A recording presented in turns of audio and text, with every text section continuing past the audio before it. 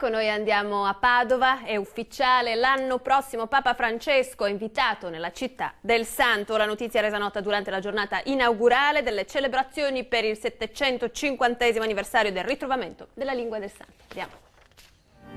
Si aprono con la messa solenne in Basilica le celebrazioni per il 750° anniversario della scoperta della lingua intatta di Sant'Antonio e ai frati minori conventuali riuniti per l'occasione a Campo San Piero per l'unificazione delle province religiose di Padova e Bologna in un'unica grande circoscrizione del nord Italia, padre Enzo Poiana, rettore ormai in scadenza della Basilica, annuncia il desiderio di portare Papa Francesco a Padova. Noi intendiamo chiudere il prossimo anno il centenario, sperando nella visita del Papa a Padova, ma sembra che qualcosa si stia muovendo da questo punto di vista, perché anche ho visto che c'è interesse da parte del Vescovo, del Sindaco, di fare un invito proprio tutti insieme. Quindi il Papa Bergoglio potrebbe essere qui a Padova? Potrebbe essere qui, ecco, se accetta l'invito potrebbe essere qui per il febbraio del prossimo anno, speriamo.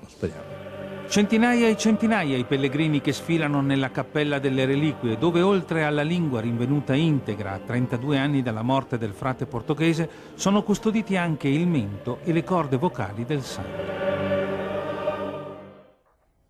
Sta per essere completato